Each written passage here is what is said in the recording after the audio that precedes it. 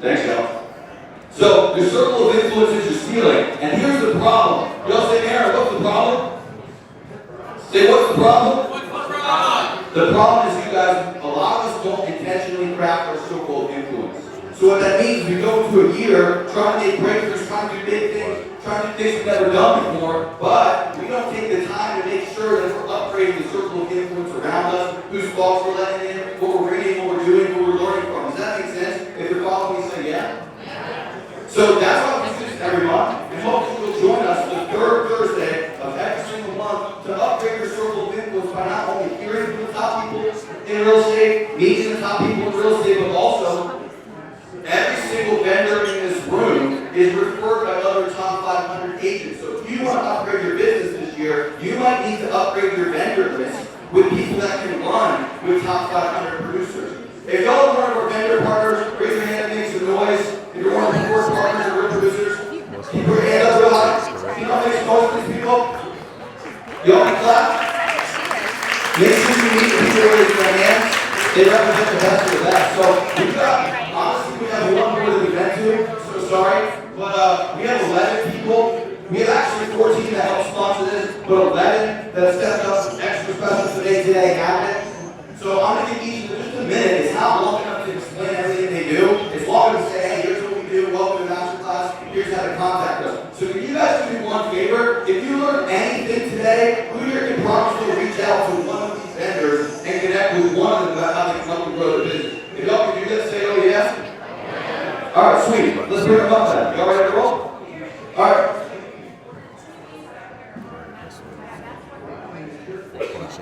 Hey Melissa, if you're up there and you can hear me, there's a TV playing in the back that's making noise. 5 TVs in the back. There's a TV in the back. Can you shut that off? Alright, we're going to keep this thing going. If you're sitting in the back, sorry, you should have come earlier. Or should have sat here in the front. Alright, you guys ready? First up, and I'm going to go right through this so you guys keep getting closer. First up is Garrett with RTR title. Let's make some noise for him.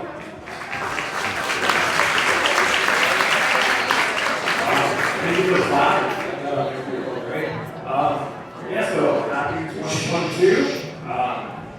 We're still talking, that's okay. What? Is this on? Yeah. Alright, great. Well, I'm with RTR title.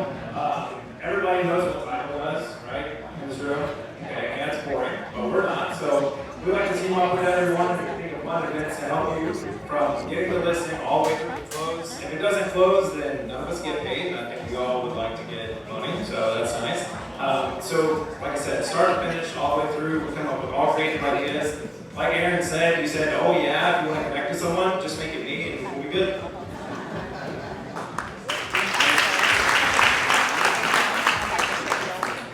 I got up here. Hey, I'm Steve Bell, and I am a owner with Harding Bell International. We are a CPA firm. We do bookkeeping, tax, working with investors, specifically foreign investors, I-10 numbers. You guys heard of FERPTA. I want to welcome you guys that are new here. Congratulations. What sets us apart as a firm is that we don't just have a tax team. We do taxes year-round. We work with you, your investors, all year round, so it's not something new. We're happy to be your advisor. If you don't use a qualified CPA, please, if you don't use us as your qualified CPA, please find one in your area that is not someone that just does taxes part-time here and does tile or does photography. Nothing against the hustle, but you want someone that's a professional. You guys are professionals. Look for a professional in what you do as well. Don't give more money, notwithstanding you have to. Thank you. All right, y'all, that's Steve Bell with HPI. Hey, can everyone make sure there's no other accountants in the room? So can everyone just pull out your phone and make sure to find or follow Steve Bell with HPI, because he handled that like a champ with all the stuff playing in the background. So just pull out your phone real quick. Make sure you follow Steve Bell, Harding Bell International. You guys don't want to pay the government too much money this year, so you need to meet Steve. And you should probably meet him ASAP instead of waiting till like December. Just a thought. Let's keep this going. Jen Shreese. Good morning, everyone. I'm Jen Shreese, the Celebration Title Group, your favorite title company and home of the original wedding closing experience.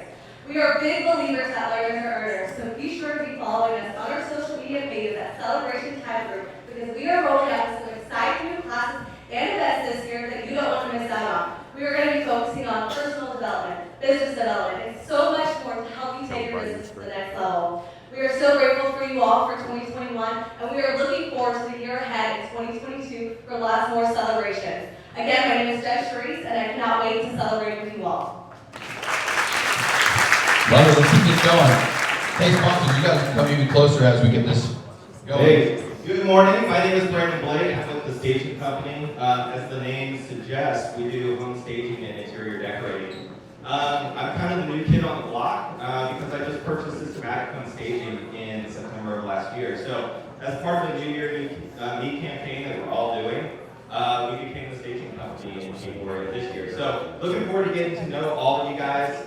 We're here with more predictable packages, more flexible terms. You know, we always say yes, we're always available. Check us out at thestaging.co. The old website, systematichomestaging.com, works as well. But the new one is thestaging.co. Thanks for having me here. All right, let's keep going. Shay, welcome. Hey y'all, my name is Shay. I am a branding photographer. I created the Vibe Session, which is a personalized and branding photo shoot to your brand, your vibe. I can go on and on about that, but what I want you to do is go to your Instagram and go to @ShayWalkerPhoto, SHAY Walker Photo. You can see my link in my bio that you should direct it to me. And ShayWalkerPhoto.com. You can see all my work with my bike right there. And I hope to buy this from you guys soon and have a mastermind.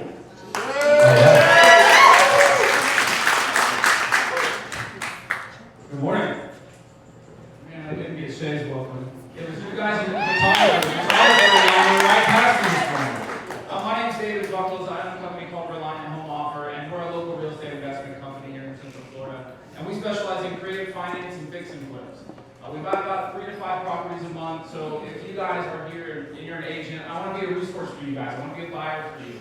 If you guys run into any sellers who want, quick closings, fair prices, don't want to go the traditional route of listing and get overwhelmed by that process, we could be a potential buyer for you guys.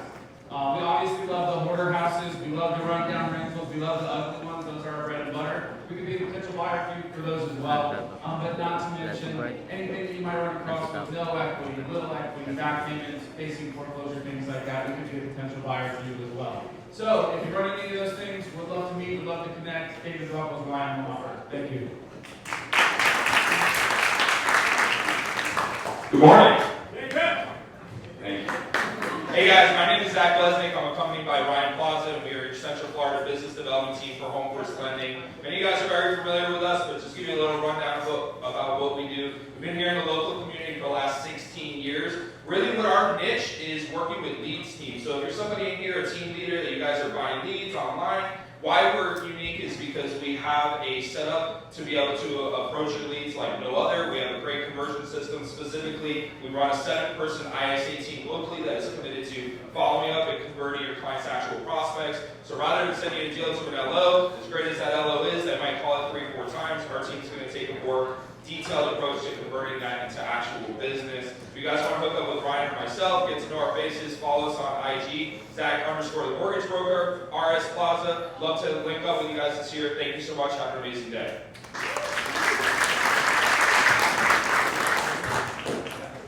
Hey, good morning everyone. This is Jack Velez with Old Republic Home Protection. I'm joined with here by Serena Serrano, Cameron Fuss, who's out on the road. Hey, I'll be quick. Remember us before, during, and after your transaction.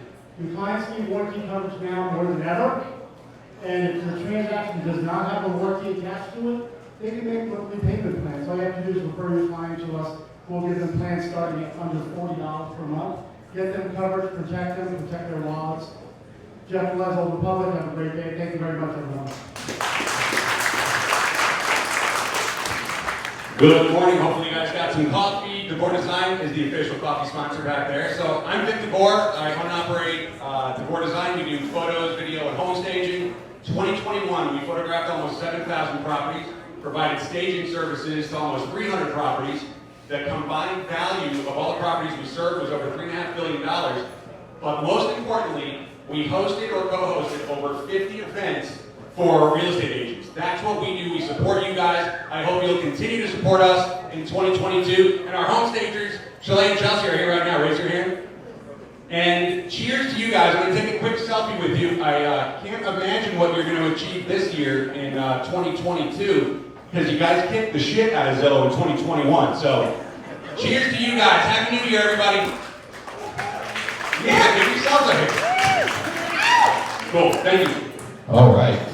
Hey, if we have someone from the home team, you should come up here right about now. Let's just do a quick 1, 2, 3 clap to 4 of our supporting sponsors, and also to all the people that help with the check-in. We got Bryce Morrison, we got Tatiana, we've got Jocelyn Espejo, who is one of our supporting sponsors, and they all helped a ton. So can we give them a quick round of applause? The supporting sponsors are Central Florida Building Inspectors, Tammy Berksler with HWA, I think she's on Zoom. Richmond American Homes, I know they're on Zoom, and Jocelyn, like I mentioned. Let's see if there's anyone that we skipped, because otherwise we're going right into this thing. Anyone from the home team here? All right, we're going to give a 1, 2, 3 clap to our friends from the home team with now Round Point Mortgage, used to be Freedom Mortgage. But can we give them a 1, 2, 3 clap on the count of 3? Sorry, I tricked you guys. 1, 2, 3. All right, let's get this thing started. We're going to kick this thing off with Michael O'Shaughnessy. How many of you guys were here to learn from Michael last time he came up? Raise your hand. Make some noise. You guys don't realize you're in for a treat. This dude is a legend. So, he's been a Winter Park resident for over 50 years. He has over 40 years in the real estate business. He's sold over $100 million. He's privately purchased over $25 million worth of commercial real estate, and most of that in the early 90s, so y'all can do the math there. He is a UCF Hall of Fame member. He's been a private real estate broker for 36 years, built one of the most dominant and well-known boutique brokerages in the Winter Park area, which obviously is one of the best areas we could sell in. He's in the UCF Top 100 Male Athletes of History. He also owns an ice cream place. He owns surf shops. He owns a whole bunch of stuff as well. And this isn't on your bio, but I'm just going to share it. So, let's see. Owns the surf shops, owns the ice cream places. He's a multiple-time world record holder. Is that pretty cool? As a paddleboarder. Can y'all make some noise for that? This dude paddleboarded in English Channel. He paddleboarded in English Channel and a few other really impressive things along those lines. So, long story short, he is a very savvy real estate investor. He's a distinguished toastmaster as well. You'll get to see his skills in a second. But he's going to be sharing not just about real estate investing, but really how to make sure your goals align with your life plan and the phase of life that you're in. Because let's be honest, some of you guys aren't going to work as hard. How many of you guys know you don't want to work as hard as you do today forever? Say, oh yeah? That's why he's here, to teach you guys how to dominate life and give you a little bit of a blueprint. Let's put your hands together and make some noise for Michael O'Shaughnessy. Well, good morning, everybody. How is everybody this morning? So I want to talk about beyond the sale. I want to talk about beyond the sale. I want to talk about you looking at your career in the longer lens. I want to talk about dropping seeds along the way. And then I want to finish it up with how to define your path, short and long term, with a little bit more definition.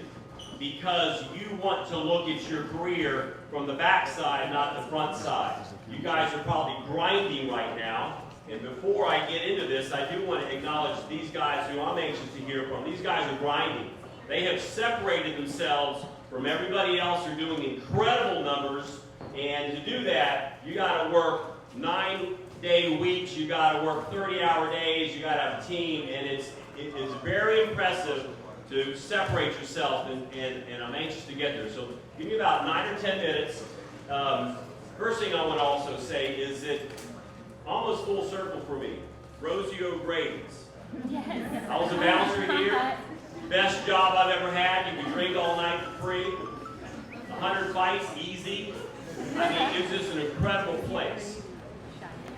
So, my career started a long time ago. I was a top producer for Don Saunders Real Estate, the best real estate company ever to come out of Winter Park, Florida.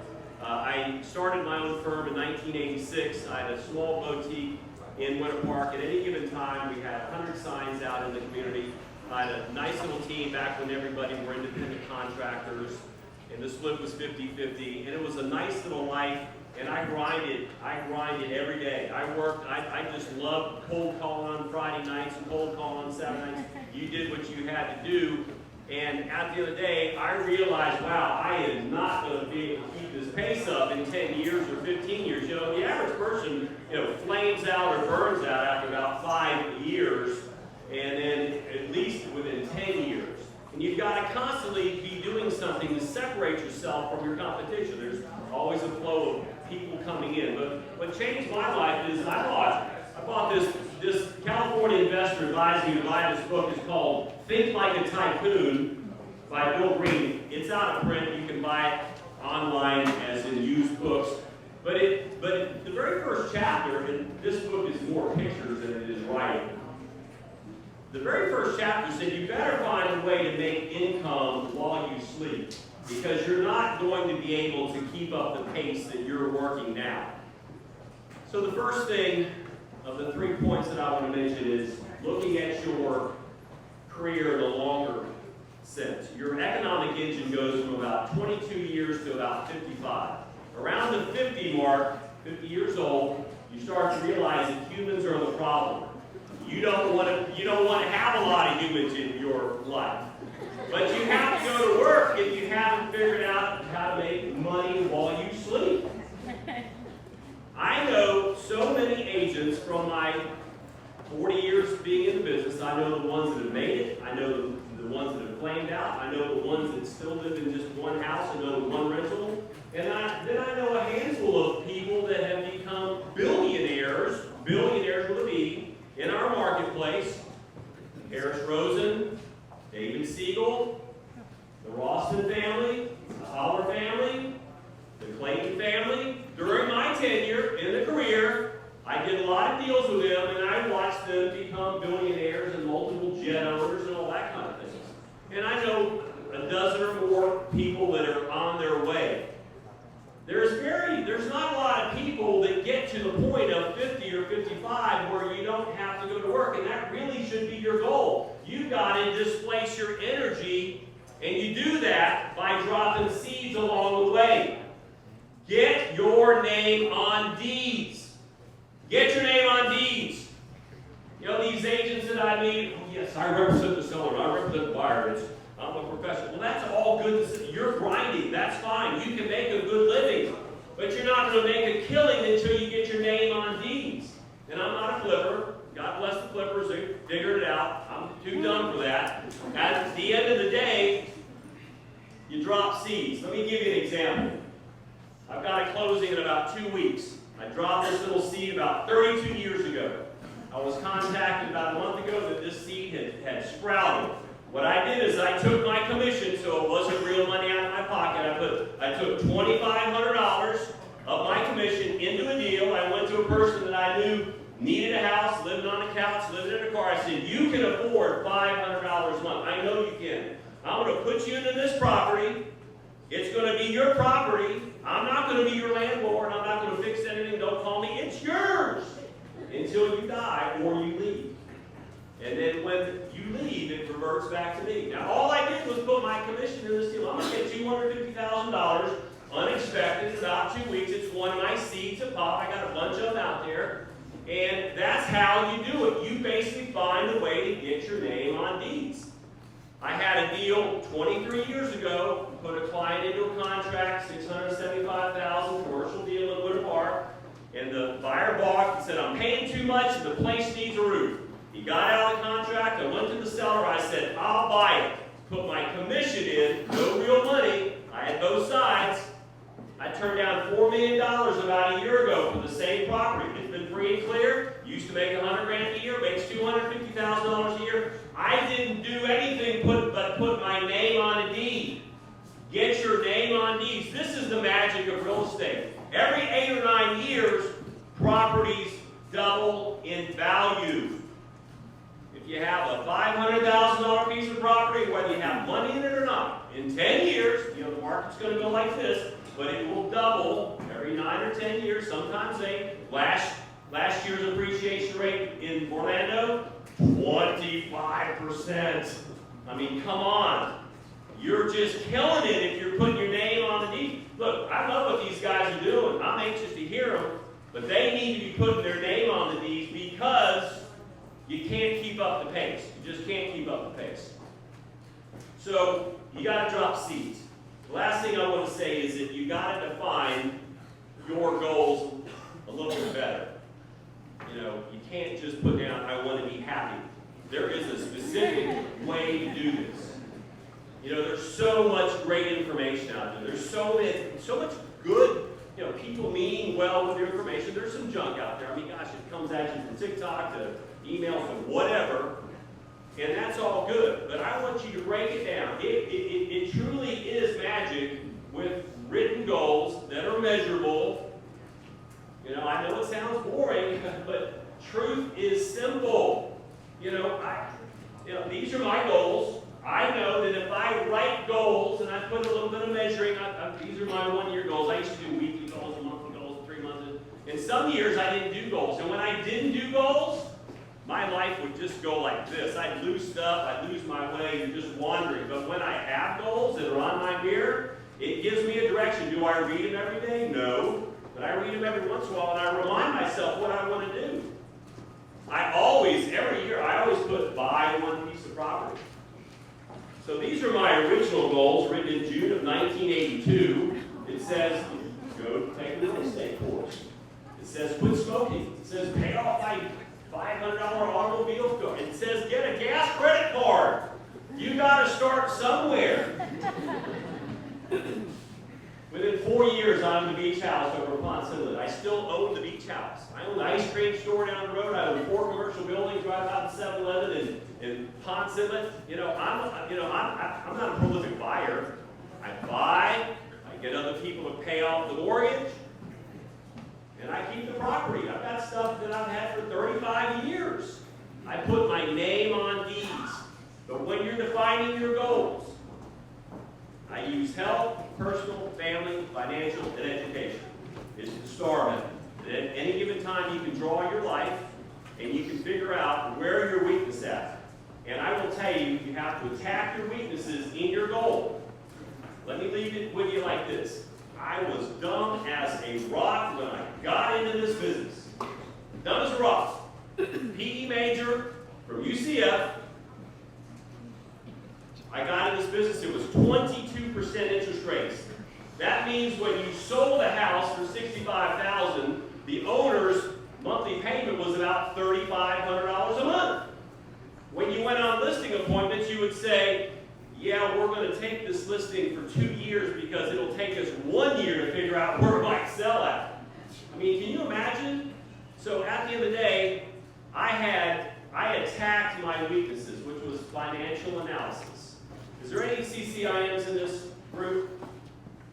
So I really wanted to be at the top of the education level, and CCIM is considered a doctorate in financial real estate analysis. It took me about 30 years to get there. But you know, some of my earlier books was always read 6 books on real estate.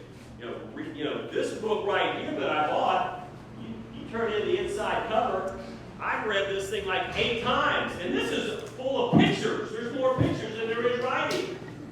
But at the end of the day, believe in yourself, write your goals down, better look at the longer picture of things, because you're going to get tired of grinding and sucking up to other humans, and around 50 you're going to go, man, I hate human beings. You know, I mean, you don't hate them. I mean, look, we all love to mess around with each other, but here's the deal. You know, you guys are going to do well because you're here. You're already ready to listen to these guys, and I am too. So let's bring up the next speaker.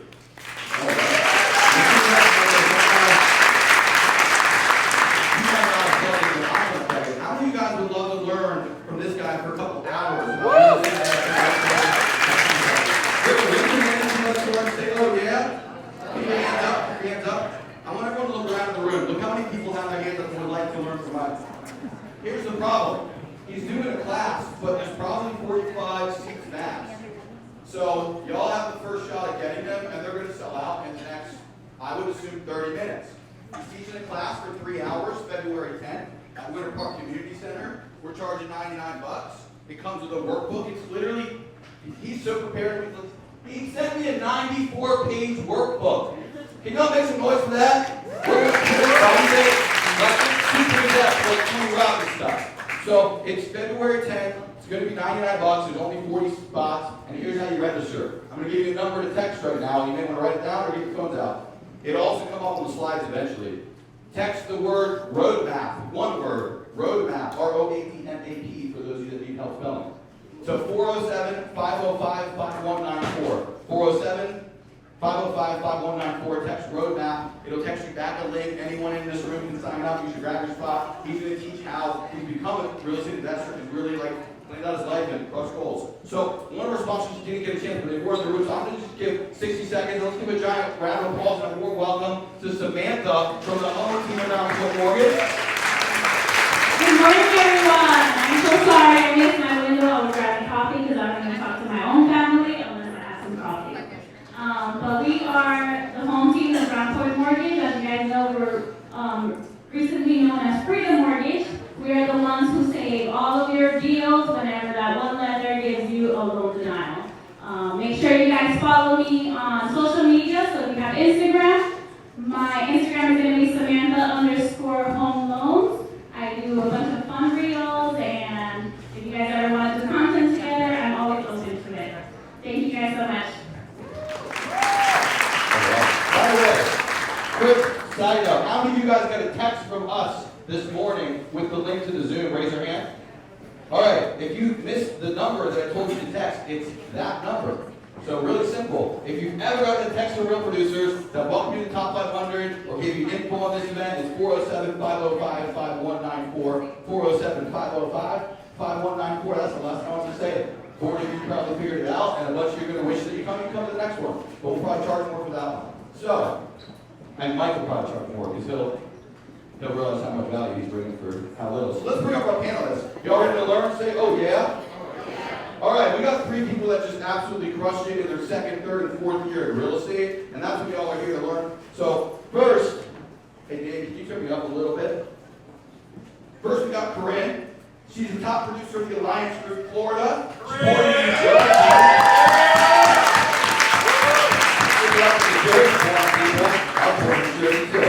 Her family moved to Sunshine State. They lived in Sarasota. She moved to Central Florida to go to UCF. And after getting her feet wet in the insurance agency that led to her career in real estate. Switching from one part of the industry to another, Corinne always specialized in connecting and growing relationships. She brought her skills to the real estate industry. She's currently a leader and a mentor, but let's just talk about why she's on the stage right now. She sold just under about 18 and some change, so about $20 million in just her second year in real estate. Can I get to that top? Let's go with David Johnston. David is born and raised in Central Florida, of Covey Winter Garden to be exact. He started his career at Claremont to make the switch in 2021 to the Cregan Group. Are the Cregan Group in the house here? Right here. Still trying to get Chris on a panel one of these months. So, he started his career in the summer of 2018. He got tired of paying real estate fees and thought he could do everything in real estate by himself. He sold 22 homes for $5.9 million. It's at that time where he realized that it could be a long-term career path. In 2020, check this out, year 2, sold 43 homes for $14.3 million. Pretty sweet. Was a top agent in his office. He switched to Cregan Group, helped kickstart the Winter Garden office, but check this out. I know I put him up here because he sold at least 30. Well, to be fair, in 2021, he actually sold 93 homes for $39.5 million, about $40 million. Let's give a giant round of applause for David Johnston. And last but certainly not least, how many, the magazine hasn't hit yet, has it? How many of you guys have downloaded the digital copy of the magazine already? None of y'all. So it's going to be on one of these slides so you can get it. So you can see Brian's pretty face on the cover. Brian and Hyser is our cover of January 2022 for Real Producers Magazine. Brian's one of the most successful agents in the Winter Park, or in the Central Florida market. Check this out. Mike probably spent forever selling that $100 million back when houses cost like nothing. Check this out, Mike. In the last 3 years alone, Brian has sold $100 million in residential real estate. Is that pretty crazy, y'all? Yeah.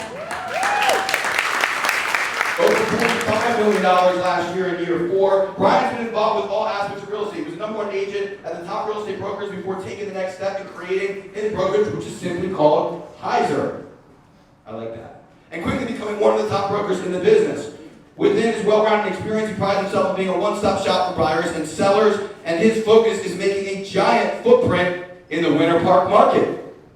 Y'all should meet after this. This isn't in his bio, but I'm going to read this. Some of this is. He grew up in Illinois. He attended Lewis University on a basketball scholarship, in case you didn't know that fun fact. What's not in his bio is that Brian actually was a chiropractor. He moved to Orlando to study under one of the best chiropractors in the country and ended up opening up 5 different offices before parlaying into real estate. So this guy knows business building, marketing, and all of the above. So it's no mistake he's crushing it. So long story short, he lives in Florida. The past 11 years, he resides in Lake Mary with his wife and his 2 boys. Let's give a giant round of applause to the $45 million producer, Brian Hyser. All right, I want to start with something simple. How'd y'all get into the business? Just how'd you get into the business? How'd you get started? We'll start with you, Corinne. Alright, so I started in the insurance industry, so I did home auto business insurance, and I spent my entire life calling realtors, which honestly guys, I probably called some of you randomly on a phone call. Oh, I was pretty loud. So I spent every day calling lenders and realtors and forming relationships. Good? So from there, I just realized I loved connecting with people, growing relationships, and I saw how much fun realtors were having, so they don't want me to talk to them. So my old mentor at the time got me licensed, and I just jumped into insurance full time, and now we're here. So I've been in real estate for less than 2 years. In my first year, I did about $6 million in sales, sold about 20 homes, and then last year I sold about 45 homes, did $18.1 million in sales. So I really took a lot of the aspects I did in insurance, which is building connected relationships, just switched it over with different clientele and units here, and so excited for these next few years to come. All right. How'd you get into business? Just keep going. I'm going to walk around. You're going to hear his voice come out of the sky. So, how'd you get into this, Johnston? Born and raised in Central Florida. Kind of like you said, kind of already gave the bio recently, but I started in 2015 when I bought my first house. I actually renovated that entire house. It was a foreclosure. A couple years later, Chris was actually my first ever listing agent, and he actually sold my house right through 6 figures on my first ever flip. Done 12 since 2015. Haven't really done anything in the last year or so. When it comes to those things, kind of switch my portfolio to now more passive income and investments with rentals and whatnot. And then he kind of already gave my numbers, so obviously 5.9 my first year, 14.3, and then 39.5 this last year.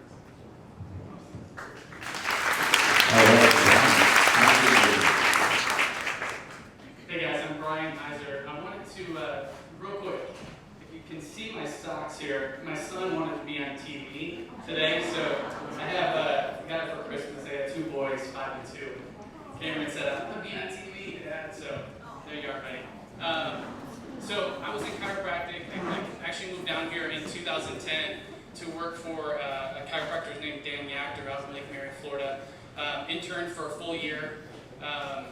Decided to open up my own practice, small little 10 by 10 space in Maitland, and blossomed that, or grew that into 5 locations. We did a lot of personal injury. I was more focused on the business development side of it. My business partner focused more on the inside, the doctors, the training, and whatnot. Over the course of those 5 years, I realized that the company was kind of building was running itself. So after about 2 or 3 o'clock, I was like, I don't have anything to do. You know, the company was running itself. It was doing really well. I decided to get my real estate license, thinking same thing. I'm going to flip some houses, going to make some extra money, keep myself busy. Got a random call from a Zillow rep, which I know a lot of you guys probably don't really care for Zillow, and spent $1,000. Nope, spent $1,000 and got my first buyer, $825,000, made a really good commission. I was like, holy cow, this is awesome. Over the course of 2 years, decided to sell my chiropractic business to my partner and focus 100% my 3rd year on real estate. So, love it. All right, let's stick with you, Brian. We'll go back down the row. And speakers, just make sure you keep that mic up close. I don't know why, but they don't pick up that well. Let's talk about, where did most of your business come from last year? That's the money question everyone wants to know. Where did most of your business come from last year? And if different, tell us about where most of your business came from your first year. So my third year, a lot of our business came from online. We still do a lot of marketing, with Zillow, with Realtor.com, with social media. So we get a lot of our buyer leads through that. Something that I really, really think is a great opportunity. These leads are phenomenal compared to what you can do in other avenues. The difference between, I get a lot of referrals too. So one thing that I think we're going to be talking a lot about is follow-up. So I get a lot of referrals from my previous clients in year 1 and year 2, and I think a lot of agents that are in the beginning stages of their real estate career, that those first clients that you have, those first 10, 20, you need to stay in touch with them, because once it hits year 3, year 4, you might hear from them again. So staying in touch with those people is really, really important. Hey Brian, can you elaborate? Tell us what you do to keep in touch with them, not to cut you off, but I'm sure everyone here wants to know how to keep in touch. Yeah, I think that's a question that you're going to be asking me here in a second. Follow-up, that's huge. So we have a program, a software system that we use.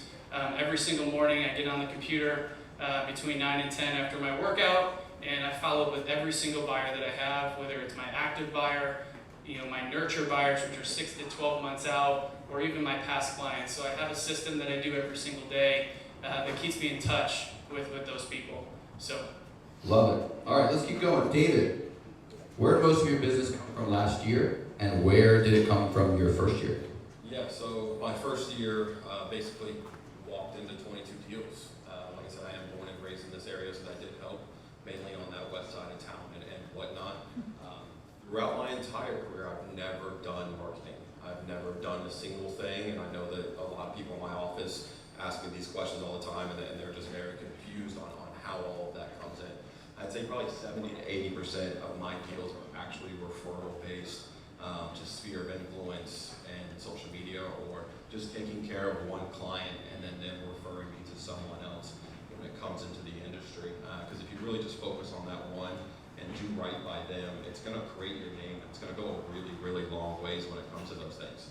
To this day, I still don't do marketing. I still don't do anything else. I'm probably going to start this year because I really want to take this thing to the next level and go from 93 to whatever the ceiling is at that point in time. I believe that there is no ceiling, in my personal opinion, but we all have different goals when it comes to those things.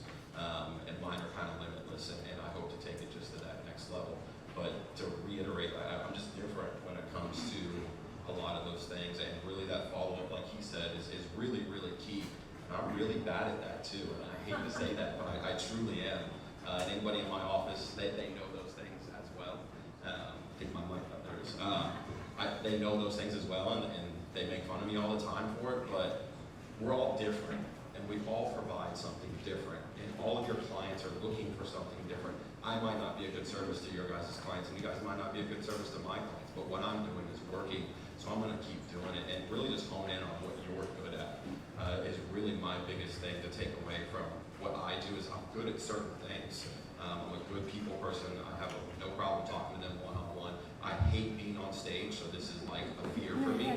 But we do these things we were talking about before. We do these things to overcome our fears and kind of going out. I've never door knocked. I've never cold called. I don't have a headset. I don't have an ISA. I don't have any of those things, right? But one day I'm probably going to have to do that, right, if I want to continue to grow. So I'm kind of learning from everybody else as well. I'm obviously still only 3 years into this thing, but I really just focus on what I'm good at and really trying to hone in on those skills. Love it. Keep that mic close to your face when you answer this so that these guys can turn it up. But can we give him the experience of speaking on stage, and everybody just make some noise and give him a giant round of applause.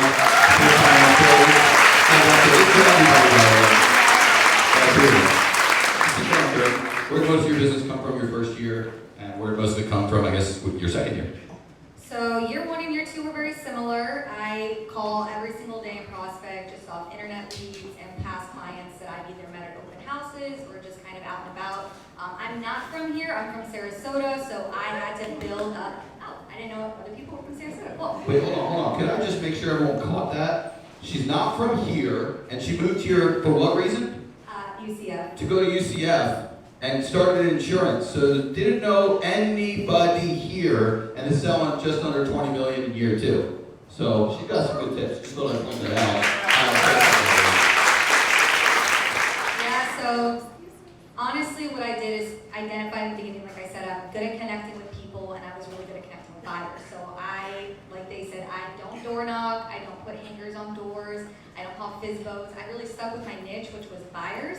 And I was doing an open house twice a week, every weekend. I call every day, not a significant number, I'd say anywhere between 30 to 50, but to be honest with you guys, it probably sticks around 30. And I stay consistent with it, and I keep that with just following new leads, following up with people who I've had genuine conversations with, and it just went from year 1 to year 2. So I'm super excited in year 3 to see more referrals and stuff come. I have had referrals, but I'm starting to see the fruits of the labor now. So I would say if you're better with buyers, stick with buyers. If you're better with sellers, stick with sellers. I stuck with buyers, calls, and open houses. Those are my top 2 things. I did not stray for them.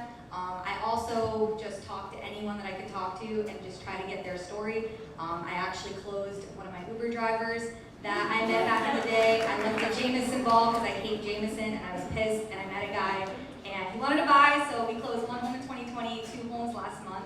So yeah, guys, talk to your Uber drivers. Love it.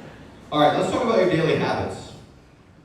Let's stick with you, Corinne. We'll just keep doing the snake thing. That's kind of fun. Let's talk about what you do daily. Like, talk about your daily routine, your daily habits, or your week. Like, what's a day in the life or a week in the life, if that's easier. Break it down for them. So, guys, I can't stress on being consistent. So, I start every morning with me. So, we all know in this industry, it can be very, very mentally draining. So, I need my me time, and I start that in the morning. So, whether it's writing down things that I'm grateful for, because it's proven you cannot feel negativity when you feel gratitude. So writing down things I'm grateful for, listening to a podcast, working out, even if it's 20, 30 minutes, it's for myself. So I pour into myself before I pour into other people. So after that, then I prospect. I try to prospect from about 9 to I'd say 12 or 1. And then I leave my appointments all for the afternoon. So, and if I have to have appointments in the morning, I'll do the same thing at night. So I stick with that every single day. And then on the weekends, I leave it open for showings, open houses. And I try to take my Sundays to myself. Obviously, if we have that $2 million client that wants to see a home on a Sunday, totally fine. But other than that, I really try to take that for myself. And I really stress, the one thing I like that I did in the beginning is I really practice on just my mind. So last year, even though it was a very mentally draining year, my mind was just so strong. And I could tell my body maybe caught up with me a little bit on the stress, but my mind was very strong. So I really, really pride myself, at least in this year, is going to take more time for me, whether it's going on vacations, but still staying consistent with my schedule, and then just having that level up each and every single day. How many calls are you making a day or a week, Corinne? Because we talked a little bit about that. I want to make sure everyone catches that. So in 2021, for example, I recorded it. I did about 5,000 calls. So if you break that down, that's about, or 4,600. It was 400 calls a month, 100 calls a week. So when I'm teaching agents, I'm like, listen, 100 calls a week, is that possible? They're like, absolutely. So it could be more, but like I said, I don't want to overdo it. So 30 to me, as long as I have really good intentional conversations with people and I'm connecting, like you connect with at least one good solid buyer a day, just one, even though we should be connecting with more.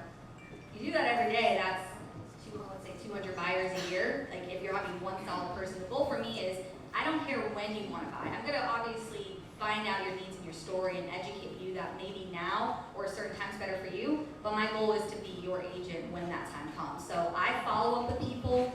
I'm still following up with people that I spoke to 3 years ago, so let's just say that. And even last year I closed people who ghosted me for 8 months or never returned my calls. Sometimes I look back at my texts, I'm talking to myself. Love it. But eventually we close them, so it's totally worth it. So I'll do it until I'm blocked, but that's okay.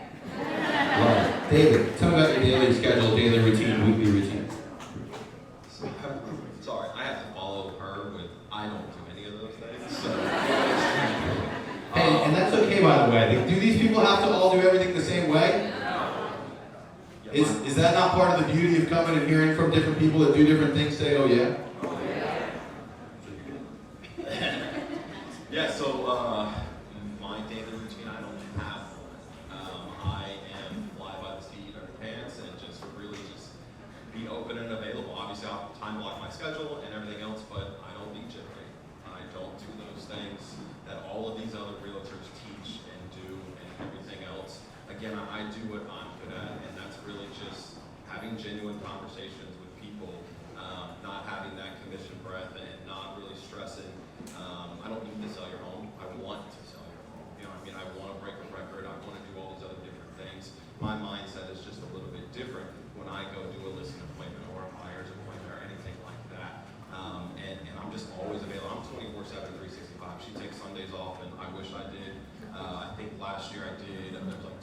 12 days or 13 days straight before I took a day off. And again, we all have different goals, we all have different mindsets. I'm soaking it in. I'm still 32, trying to learn as much as possible to see which route I really want to go when it comes to all of this. Because like Michael said earlier, you do have to have a game plan. And I do have one. I just don't know exactly which route I want to go yet. And I want a taste of everything before I put my foot down and just drive on one route or the other. Love it. By the way, how many of you guys would love to sell at least $1 million per year you've been alive? Raise your hand and say yeah. Just figured I'd point that out. 39 million, 32 years. I think he's on the right side of that ratio. Brian, tell me about your week and your day. So I'm very organized. I have to be. I don't know how he does 93 deals without being organized.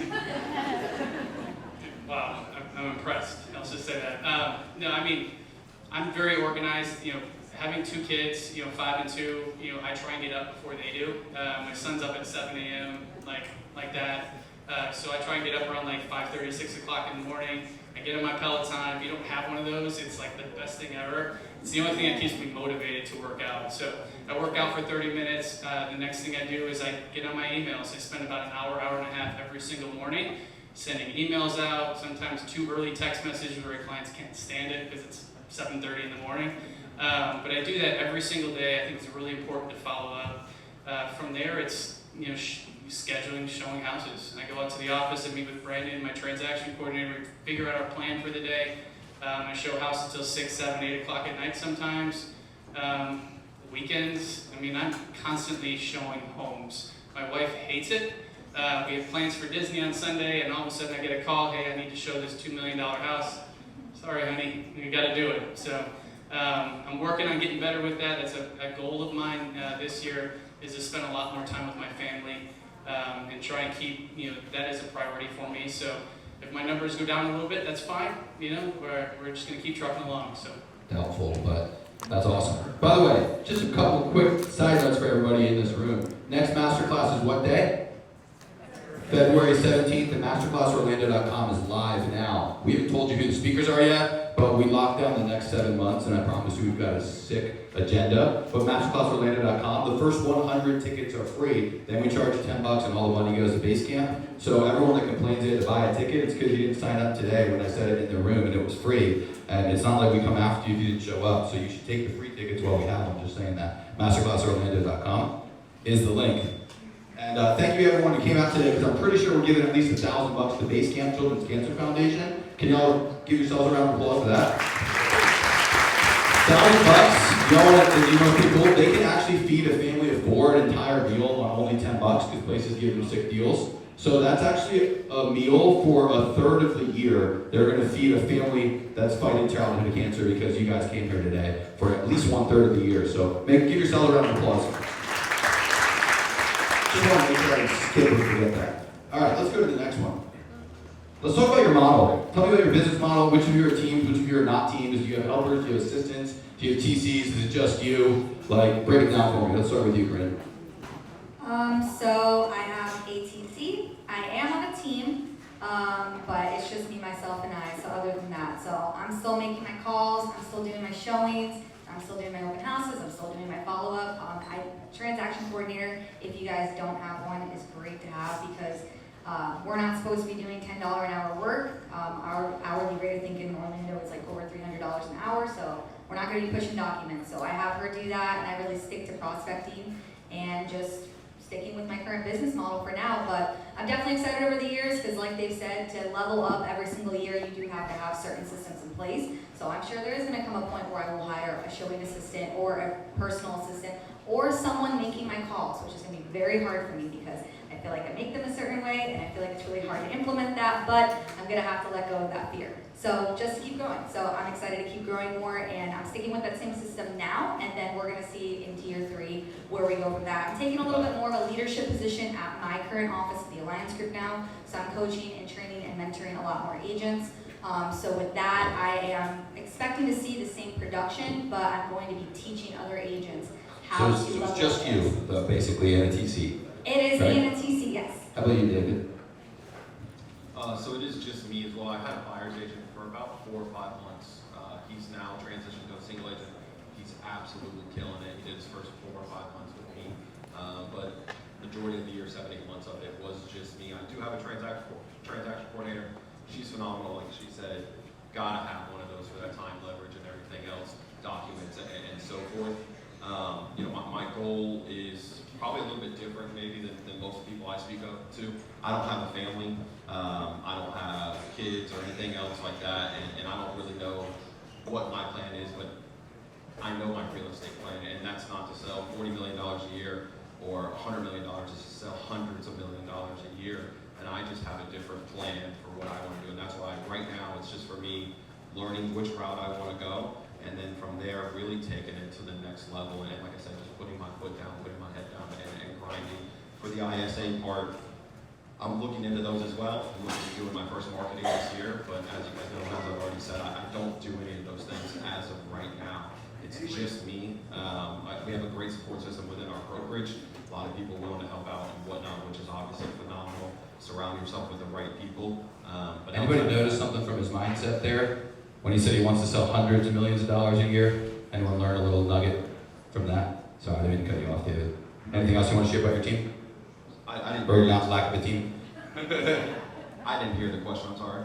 I just asked if there's anything else you want to share about your team or lack of a team. Yeah, like I said, I'm just learning. Like I said, I don't know which route I want to go yet. Obviously, to sell hundreds of $1 millions a year, you got to have a game plan to do those things. I'm not going to do it just by myself. I am bored at 93 deals, and you think I'm crazy, and my brokerage thinks I'm crazy, but I am. But I don't have children at home and things that I have to do every single day. This is my baby. This is what I do every single day and have conversations about it every single day. But I might have different goals than everybody else in this room, or you might have the same goal as me. But I'm going to go through and I'm going to execute it, and I'm going to sell hundreds of millions a year. It's mine. Love it. Brian, team structure or lack of team structure, help, assistance, what does your business look like? Well, my first 2 years were very similar actually to David's. I was kind of just out there doing everything. You know, my kids were young enough where I could spend, you know, time at 8, 9, 10, 11 o'clock at night, you know, focusing on those kind of things. But, you know, as your life changes, you get married, you have kids, you know, you try and stay as organized as possible. So my third year, well, I should say in July when we opened our brokerage, I made the decision to hire a transaction coordinator, not only because I felt like I needed to at 83 deals a year, but I wanted to spend more time with my family. So, you know, being home at 7 o'clock at night and then having to write contracts or write addendums or, you know, just do the stuff that we do, and it's kind of like a nuisance sometimes. Having him there is very helpful. We are in the process right now of hiring a full-time marketing person that's going to handle all of our photography, videography, all of our content creation and that kind of thing. So that's going to be helpful as well, and that's part of our plan and our model moving forward. Love it. All right, I want to switch to the other side because and I'm going to have you guys, in like 2 minutes or less, I want to hear each of you tell me the most important thing that mattered. I want to hear about the gap. So what did you do differently, Corinne, from year 1 to year 2, David from year 2 to year 3, and Brian from year 3 to year 4? Let's go with you, Corinne. What made the difference?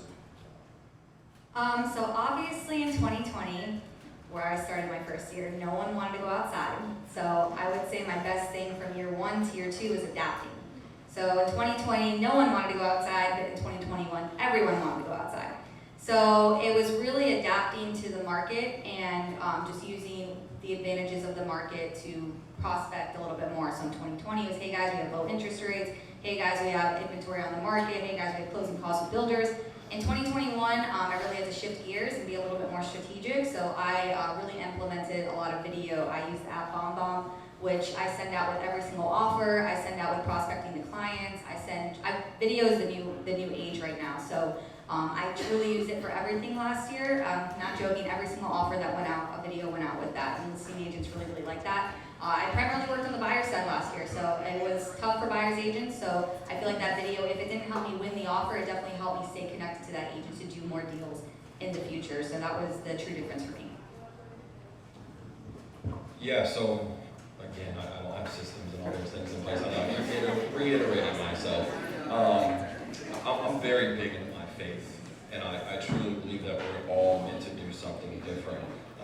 And God has the wheel at the end of the day. He's going to put me in the positions He wants me to be in, and I'm just going to execute those positions. And I'm very big on those things. And I really believe that he just has a different plan for me, and I'm just following through with what that plan is. So that's awesome. Did you do anything different or just stay on track basically doing the same things? I mean, 2020 really was still me learning. I'm still learning at the end of the day.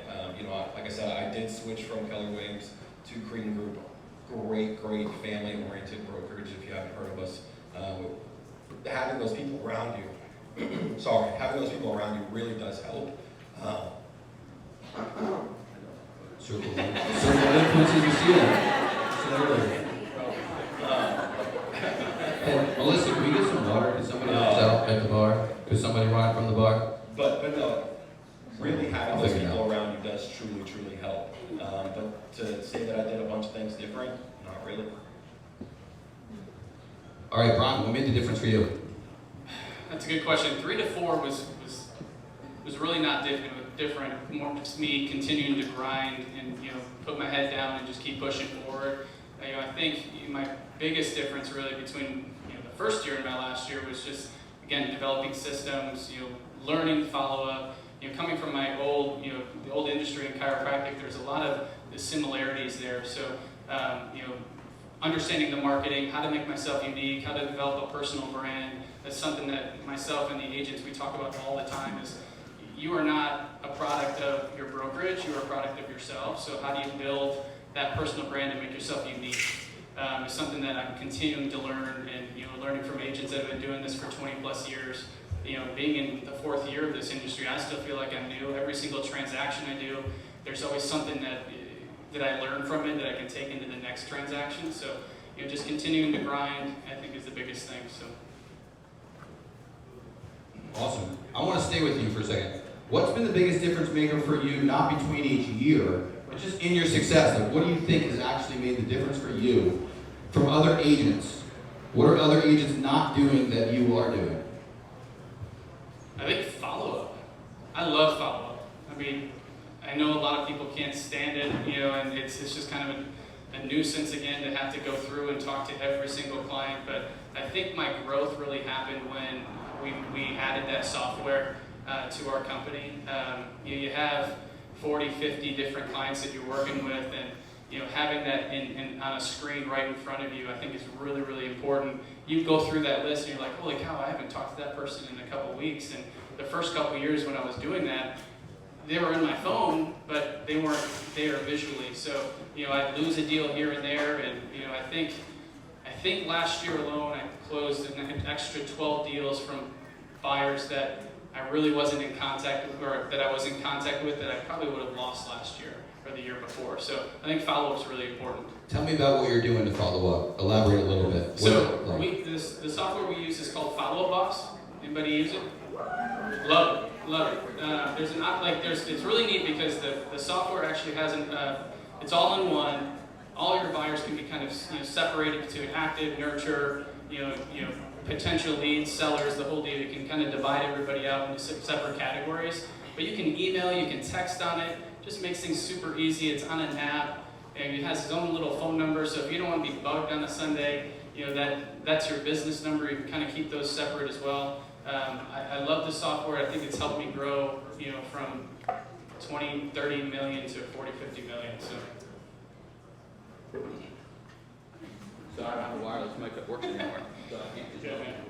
All right, love it. All right, let's talk about what makes you different from other agents, David. Because if you're not doing all these systems, you're still not quite hitting your prime, you say. You're just getting started, you got a lot to learn. What are you doing that other agents just aren't doing? Yes, I have a follow boss as well. Probably have over 100 due tasks, and my broker will tell you that at any given time. So I'm trying to use it better. And again, I'm going to get better at these things. I'm going to leverage these kinds of times and whatnot. My specialty is just in person. Really not being on the phone or not behind a computer. It's really just in person. I know I suck on stage and I apologize for that, but when I'm with a client or anything like that, that's really where I feel that I can read the room and really just mirror what they're doing when it comes to things, kind of become that chameleon at that point in time, to where every single client is different, has different wants, different needs, and needs to be differently.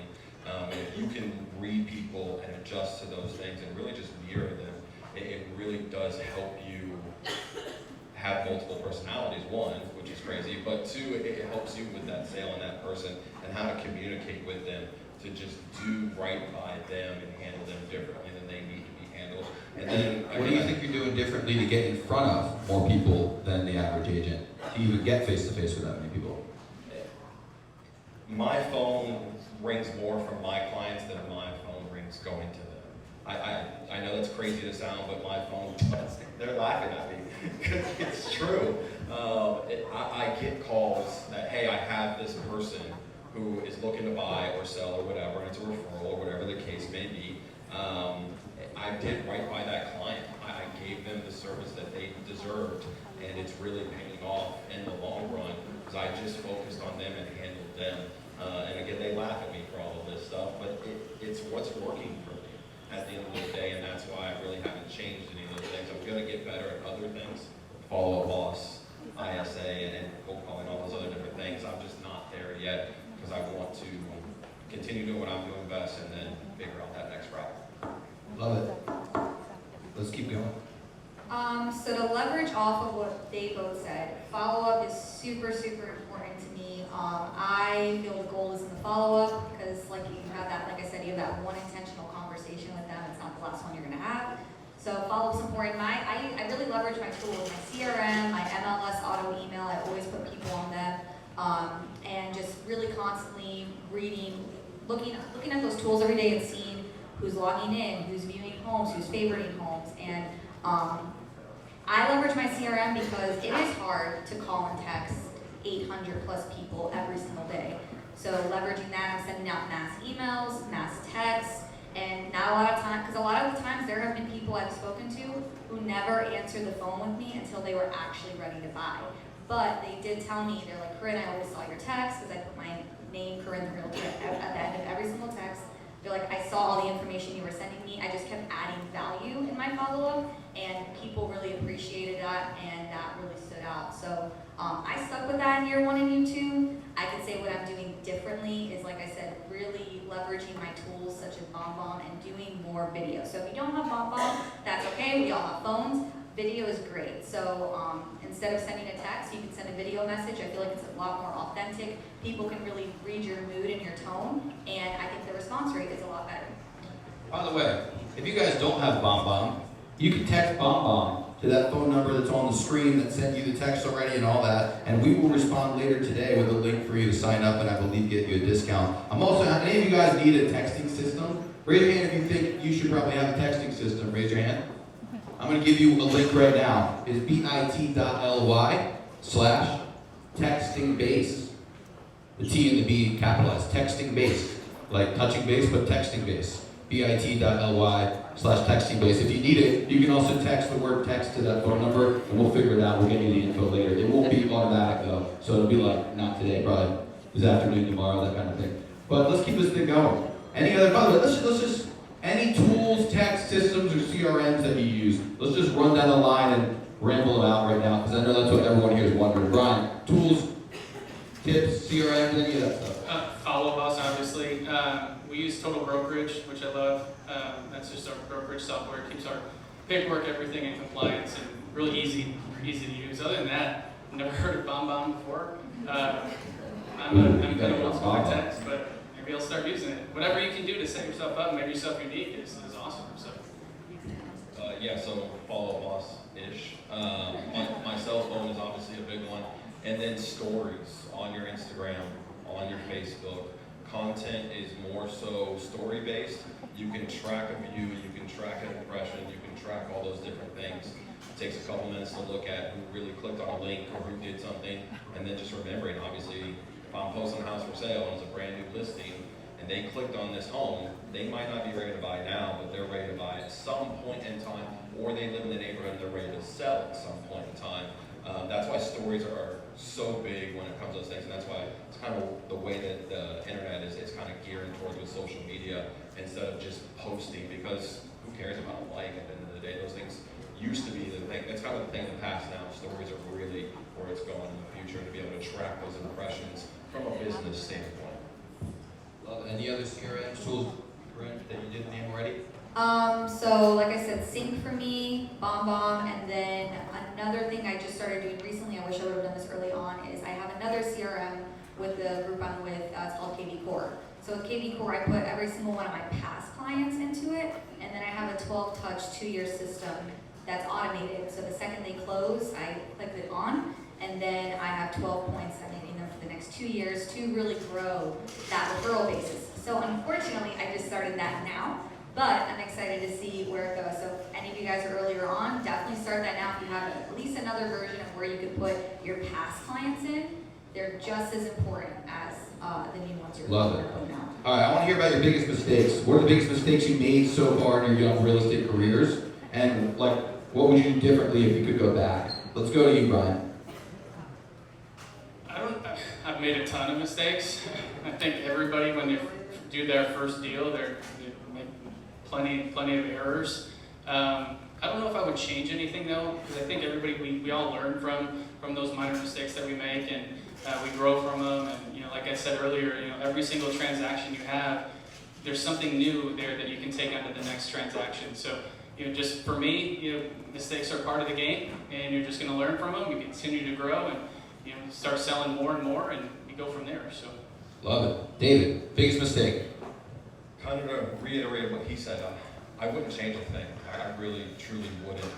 Every single mistake I have made, I've adapted to it, and I think that being able to adapt to certain situations really sets you apart from other agents. Some people, and not to talk bad about anybody, but it just really is what you have to do in a certain situation.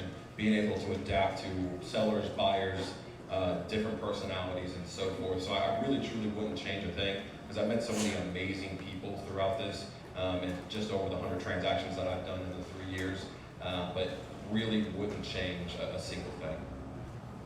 What would you change, Corinne? So for me, like they said, guys, we all make mistakes. I love to learn from them. I'm still probably learning new experiences every day. But the one thing I will say, I wish I didn't do in the beginning, but I think it's just because this is who I am as a person. I took a lot of things way too personally, and I would stress over things I cannot control. So in this industry, because it is so just, it can consume you. It's an amazing industry, but if you let the stress take over your body, if you let things you can't control take over your body, it's just going to drive you out faster. So what I have learned is just not to put my energy into things that I can't simply control. I can't control a bad appraisal coming in. I can't control a deal falling, like a deal falling through, or a buyer doesn't want to work with me anymore. Just normal things we all deal with every day. So I have the mindset now moving forward not to take things personally and not to stress over things that are completely out of my control. Love it. How many of you guys have learned or heard something or been reminded of something important so far? Make some noise. Probably 2 more questions, maybe 3 for the panelists, depending on how long they take in a second. But before I do, I want to mention a few things real quickly. Number 1 is you should sign up right now for Masterclass next month. February, I think it's the 17th. I think it's February and March 17th. That's weird, but it happened. Leap year screws stuff up. But also, anybody here want to win a ticket to the Winter Park Wine Walk? Raise your hand. All right, here's what you do. If you guys haven't already, you should be posting a picture from being here today. You can say whatever you want to say about it. You can tell us how awesome it was, how much you hated it, how you're here learning from the best agents, whatever you want to say. But all you got to do is use the hashtag Masterclass Orlando on social media. We will find you, and we'll give out prizes. Can I give out 5 tickets to 5 different people? Okay, 5 of you are going to win a ticket to the Winter Park Wine Walk. All you got to do is post a picture from here, check in, whatever. Use hashtag Masterclass Orlando. You got to spell it right, or we're not going to find you, though. Everybody got it? Masterclass Orlando is the hashtag. All right. One other thing. How many of you guys can make some noise for Harry? How many of you guys like the fact that Harry Buffalo's let us be here for, get this? This is our 40th session, 38 of them, I believe. Maybe 10 of them were online. So 28 of them have been here at Harry Buffalo. Can we make some noise for Harry Buffalo? Whether they switch management, whether they switch different people, like they're always here to set up. So the best way you can say thank you to us or to them is stick around and buy some lunch. If you can't stick around and buy some lunch, it's going to sound silly, but just leave a tip on the bar. The bartenders are here early, way before they open. They open at 11. They're not paid. Like, all these people come in and don't pay them. Think about that. So like, if you can, leave a tip, buy some food, stick around, and we're gonna ask the people one or two more questions. Y'all cool with that? All right. So, I want to know what's one thing you do. Actually, no, I got a better question. If you had to start over in a brand new city, if we picked you up, dropped you off in a plane with a backpack and a phone in a brand new place, what would you do first? How would you start over? Corinne, what would you do? I would still do open houses, guys. I would go into every open house every single day if I could, and I would let all my past clients know where I moved to and ask them if they know anyone there. That's hands down the top two things that I would do.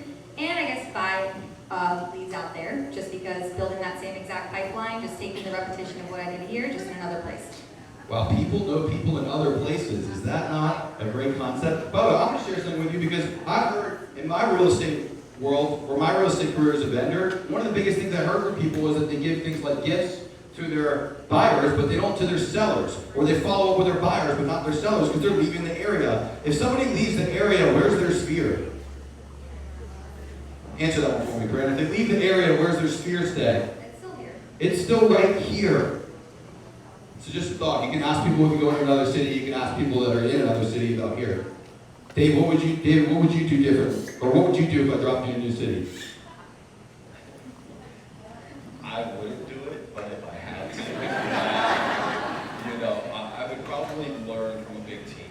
Join somewhere with a great brokerage, with a great feet on the ground, to really learn the area, get familiar with those kinds of things, because your knowledge is your power when it comes to a lot of these things. I work on the west side of the town, and me being born and raised there is really why I'm great at what I do. There's not much I don't know that happens on that side of town, and that's really been a big, huge key to my success. But I would probably just learn from people who have already been there, been doing it for a long time, and really grow from it. So, by the way, Corinne, did you have something else to add to that I cut you off? Were you still going? No. All right, perfect. Sorry, I just want to make sure. So you would go to open houses. You would partner with someone that is there and from there. Brian, what would you do? I'd probably do something similar to David. I'd find like a good brokerage that you can kind of get your feet wet, learn the area, because I think area is everything. You gotta really understand your market, and I guess it really just comes down to how much money I have. If I have $20,000, $30,000, I'm going to invest probably 2/3 of it back into marketing to start really kind of building your brand. And being brand new there, nobody's going to know you, so you got to really kind of set yourself apart. So maybe do some social media, spend some money after some leads. One thing I do a lot that I didn't mention before, and it's sometimes very awkward, is I buy 5,000 business cards a year. And every single day, I make it a point to hand out 10 to 15 business cards. Whether it's at the grocery store, handing out to the clerk that's bagging your groceries, or at your dry cleaners, or wherever you're at. I want everybody to know that I'm a real estate agent. So eventually you might get a random call. You could do 8 to 10 extra deals in a year. If you think about it, if you hand out 10 to 15 business cards every single day, it's about 3,600 business cards in a year. If you get 1% of those back, it's 36 deals. So, just kind of keeping my face out there, handing as many business cards out is a big thing I would probably do over there too. Love it. Let's talk about, by the way, you all learning some stuff? If you all make some noise? I got one or two more questions with you guys, but let's get some takeaways from the room. I want to throw out some stuff. All right, who's got a takeaway? Who wants to share? What'd you get out of today so far? Someone raise your hand, share it. You win stuff if you just share what you learned. Yeah, what'd you get?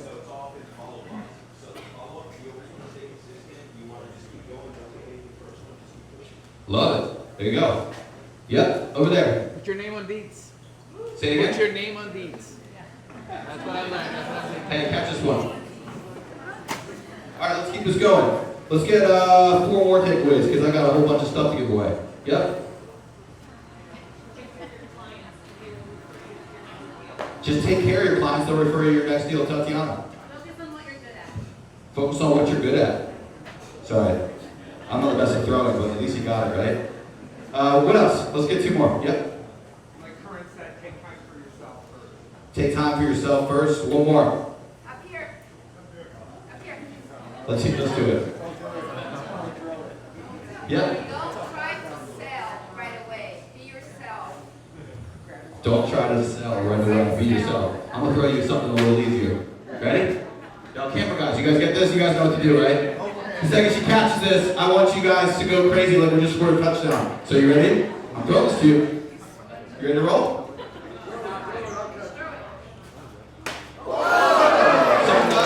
Yeah, here we go. All right, let's do one more. One more, over here. Take away. God has a plan. You probably like that book. Yeah. Let's give our panelists a round of applause and ask them more questions. Thank you for your time. I want to know what's one thing, and David's answered this a couple times, so you might have to give a new answer, if not the same one. What's one thing you don't do that other agents do? Like non-negotiables. What's one thing you do not do that other agents do? Ryan. I will never pre-qualify a buyer prior to seeing them the first visit. I think some people think that's crazy, but I think it's all about building a relationship. You know, so that first visit I get, whether it's a cold lead or if it's somebody I know, you know, it doesn't matter to me if they're qualified today or if they're going to be qualified a year from now. You know, it's focusing on building that relationship, and you know, if I can sell them a house in the first couple visits or first couple showings I have, awesome. If it's going to take me 2-3 years to do that, it is what it is. So I'll never pre-qualify a buyer the first time I meet them. All right, David, what's one thing you don't do? I do my best to do this. Try not to complain, really to adapt to every situation.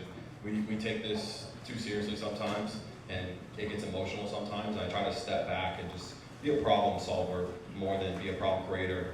They always say you catch more bees with honey at the end of the day, and I really just try to bring that into my business and dealing with other agents, dealing with clients and so forth. It is really just, it's helped me adapt when it comes to a lot of those things. So for me, I do not compare myself to anyone else. I am myself, and you have to be as authentic as possible, and I really feel like that comes out on how your vibe is to clients, and clients can pick that up if you're just trying to be something you're not, and it just kind of catches up to you. So I try to be myself. I do not compare myself to other people. So sure, there's other agents over here who've done the amazing deals they've done in a year, and I'm going to learn from them, but I'm not going to say, why am I not like that? I'm just going to take, I always say there's a proven recipe with things for success, so I just continue to do things that I've heard made people successful, and do the same things they do, but I don't compare myself to them. Love it. I got another question for you. They've been talking a lot about, and it's going to be about following up and being remembered by our clients and whatnot. But before I do, I got to plug somebody special in the room. In the left-hand corner, we got Christina, who runs our closing gift division. And if you want to be remembered by our clients, keep in touch and show appreciation, you should be with Christina. Raise your hand really high so they can see you. You should find her on the break and she can help you out. All right, I want to know about how you follow up with your clients. How do you keep in touch, follow up, stay remembered, or get referrals from your clients? We've kind of talked about it from each, but I want to know specifically, what do you do to stay in touch, be remembered, get referrals, and stay in front of your clients? So like I talked about earlier, I put all my clients in a separate CRM that I'm emailing at least once a week, but the new 12-point touch system I'm super excited about. I'll share a snippet with you guys. It's very simple touches. After the first 7 days they move in, give them a call, hey guys, how are you doing? After the first month, send them a You Rock magnet. It sticks on their fridge. I had one client who just put one up, and he's gonna remember me that for referrals in the future. By month 3, I send an R&R gift, relax and restoration night, so they can go to a movie, go to dinner, and then I continuously, for the next 2 years, send added value graphics, whether it's how to save water, how to save electricity, how to not get caught up in mortgage spam, hurricane kit checklist, AC filter checklist. So things like that are just adding value, so I'm not asking for referrals, but I'm constantly in front of their face, and then adding value. And then for new clients that I haven't met or who don't know me or who I've talked to once or twice, same, texting them all the time, asking them questions, letting them know about off-market opportunities that I have, letting them know about open houses that I'm doing, and just authentically staying in front of their face. It's not always, do you want to buy right now? It's, hey, how's everything going? How's your family? COVID's a big topic starter. How are you surviving with COVID? I talked to a lot of people out of state. I asked them how their state's doing, and they hate it, and they're ready to get down here. So just being myself, authentic, but staying in front of their face and leveraging my tools that I have and I can use every day. Love it.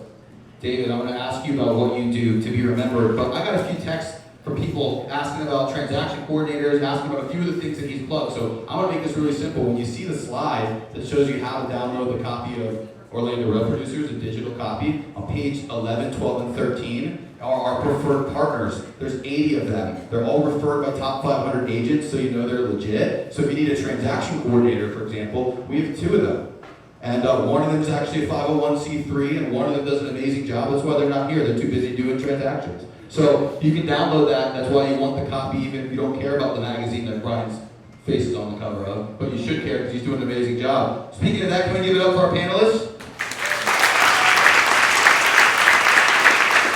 I'm going to ask you guys one more question, and I'm going to take a question from the audience if anyone has questions for Mike O'Shaughnessy or for the panelists. But we ran out of prizes, and I was going to just wrap this up, but I'm just going to give this to somebody who steps up every single month to sponsor Masterclass, to sponsor everything we do, and also brings the coffee every month, which is an extra step. So where's Vic DeVore? Can we give it up for Vic DeVore?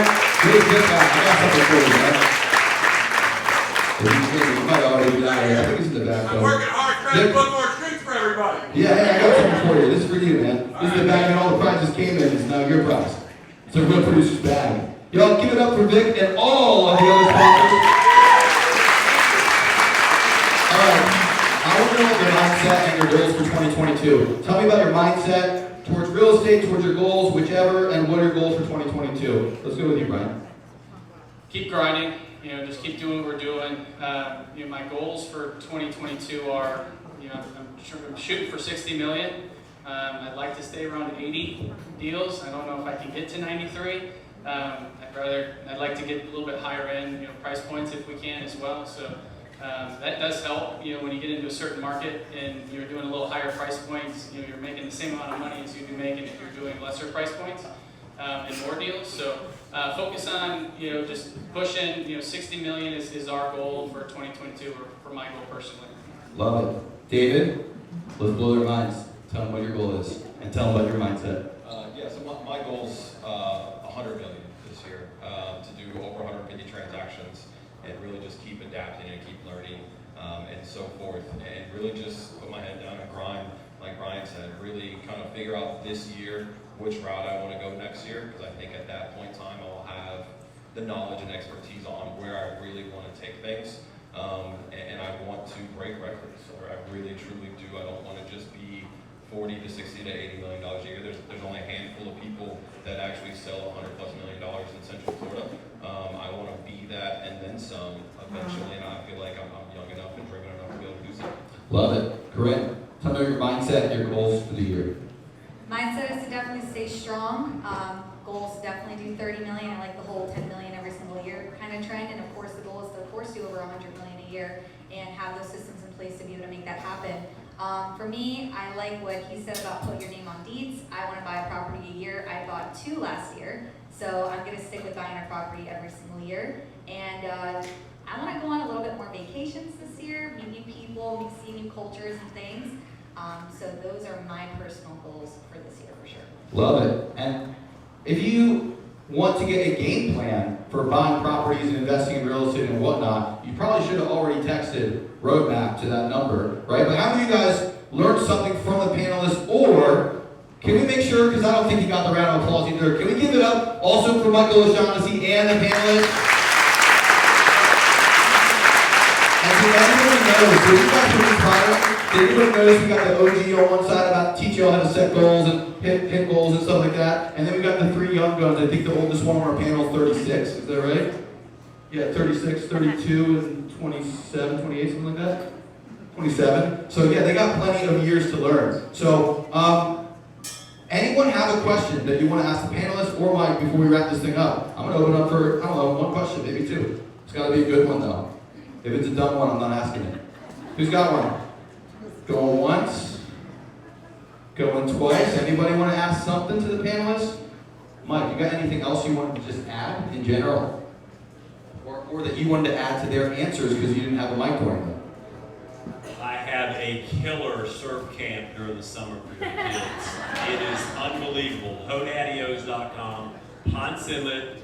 It is incredible. They think they're going to learn how to surf Monday through Friday, 9 to 12. I'm teaching them life skills, public speaking, how to make an impression. Really cool culture that I have. 13th year.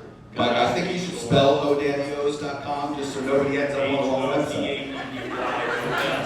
Hodaddy is a surfing slang for somebody that comes into your area and steals your waves. It's an old surfing slang. That's not what you think. Just want to make sure they all, hey, this isn't the site that Mike said. All right, one more thing. Again, we got 40 something spots, probably half of them are left still for Mike's thing, Winter Park Community Center, February 10th. You can text roadmap to 407-505-5194. And anything else anyone wants to add? I have a question for Corinne. Sorry. All right, let's just do it. Yeah, whoever yelled at, go for it. Corinne, you said you built a business doing cold calling. Did you practice scripts at all? You just yourself, you call, you have a set of scripts that you follow? So I have one script that I stick with, and I've stuck with it since day one. And I'll adapt to the phone call and how the conversation is going if the script kind of has to change or what questions, but I just try to keep it as fluid as possible. And it was with being consistent with it, I feel like it's more of a conversation now instead of a script. Hey, real quick, everyone else, I'm gonna get a yes or no from each of you. David, do you use a script? Brian, do you use a script? No. No, I just adapt to the call, like Corinne said. Mike, use a script? I think you be yourself, you make an introduction, you tell them exactly what you want to say, and you let that flow, and it's tactful persistence. Love it. So let's give one last giant round of applause to the panelists who are up. Coming to us February 17th. Thank you guys. Download our partner list, download the magazine, we'll keep running. Buy some food, stick around. Can we just jump up and get a quick picture here? Slide in. And thank you guys for coming out, and hopefully you all stick around and buy some food and hang out with us.